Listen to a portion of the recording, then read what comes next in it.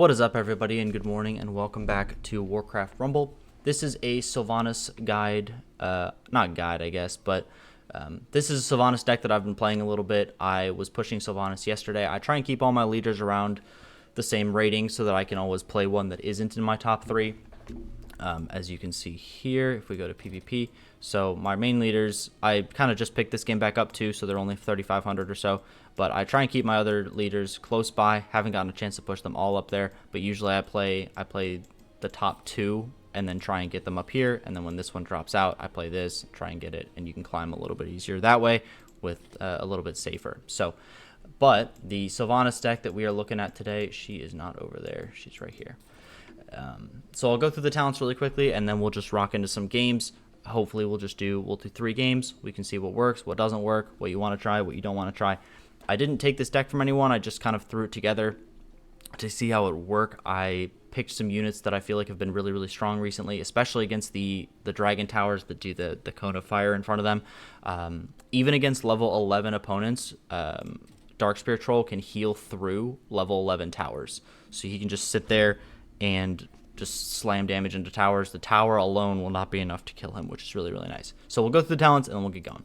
So Sylvanas, we're using the Queen's Reach talent. Our auto attacks will go 20% farther. Abomination, we're using Noxious Presence to poison nearby enemies. The Banshee, we're using Will of Necropolis to fully heal things that we possess.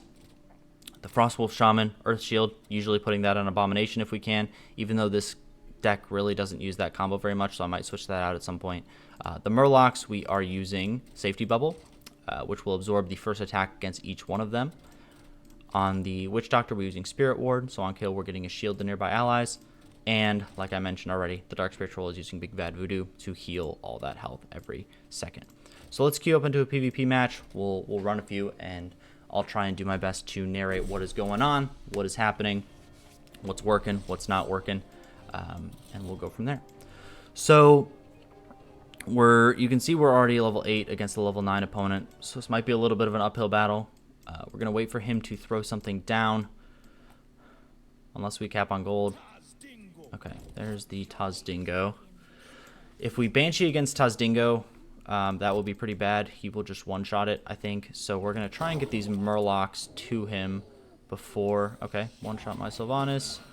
Banshee, we will take his stealth boy there, because our Sylvanas died. And then we will counter that a little bit.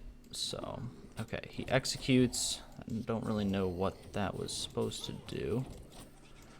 Okay, he's already got our tower pretty low, but we will let that ride a little bit. As long as our tower doesn't die, we are kind of in okay shape. Deal with these harpies.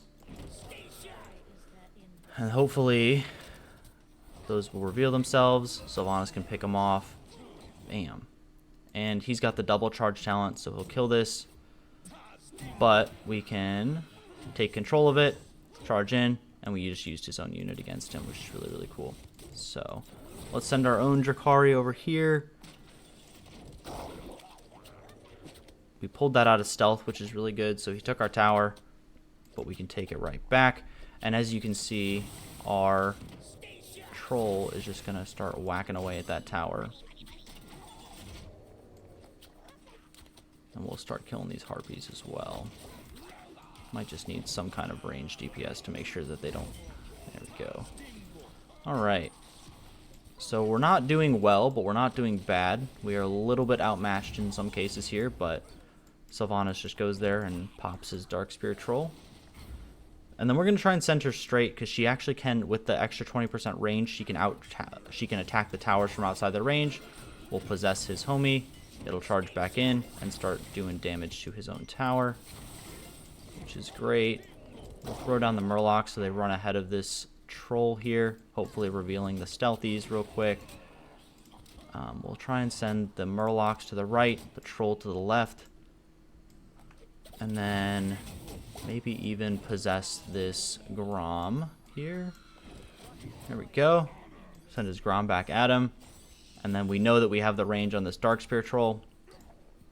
So that's very nice. We can do that. Maybe Sylvanas will get a hit on these Harpies. Boom. There we go. Okay. Drop a miner back here. And then Sylvanas will actually be attacking the base from outside its range again, so we can just sit on his base. And at this point, we are probably looking to play a little bit more for overtime than we ordinarily would be. We actually took his Darkspear troll, which is huge, because now we are attacking his base and just living through it.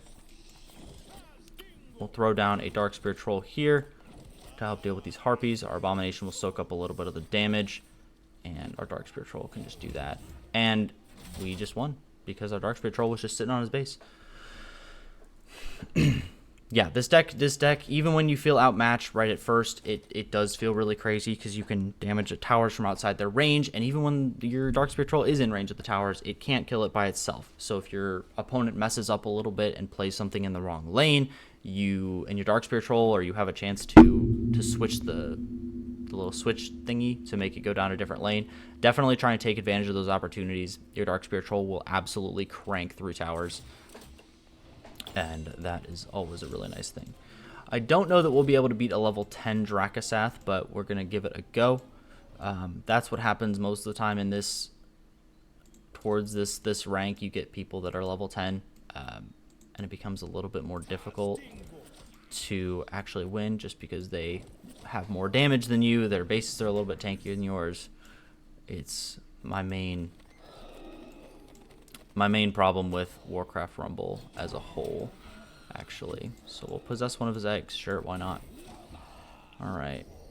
And he is just making an unkillable Drakasath sort of thing. We will try and do something similar. Play the Abomination, play the Frostwolf, make sure it's armored, get that behind it. And I think the play here is probably just going to be taking his Drakasath. So we'll play the Banshee here.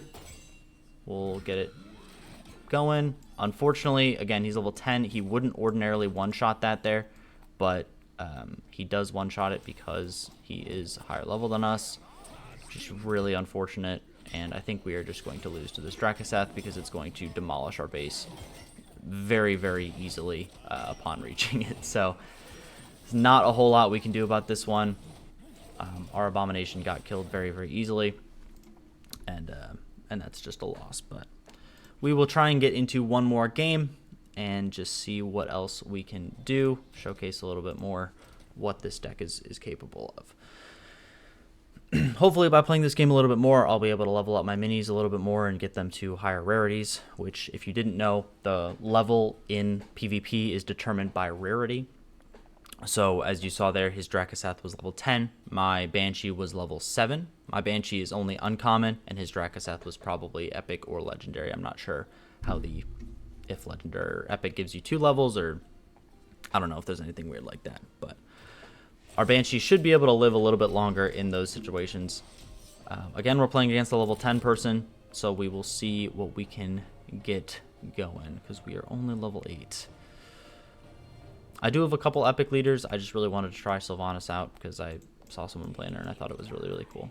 So let's play Sylvanas here. Darkspear troll. Boom.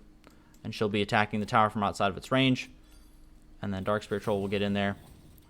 I should have definitely ordered those differently so that... Okay, well, this person's AFK. So, again, not a great showcase of this deck. But Sylvanas and Darkspear troll just hanging out, enjoying their time together. This guy is... He's now played Rivendare, and that he's played 10 gold in the wrong lane. So we're just still going to crack down on his base. I'm not sure if he was wanting to play a little bit later there, but... And just save his big push, but our Darkspear troll and our Sylvanas can just 2-mana base, so... Anyway, really weird games to showcase, but definitely try out this deck, especially if you're even levels. That's how you would play it. You just want to kind of cheese the towers with your Sylvanas since they have a really reduced range. Make sure you put your Darkspear troll in a place where it can soak tower damage or something like that. Use it to get rid of flying minis. And then if you have just copious amounts of gold, make a little push with your Abomination, make it armored with your Frostwolf Shaman, and rock out from there. So... Have a good rest of your day, and I'm still going to upload this, I think. But, yeah, we'll catch you in the next one.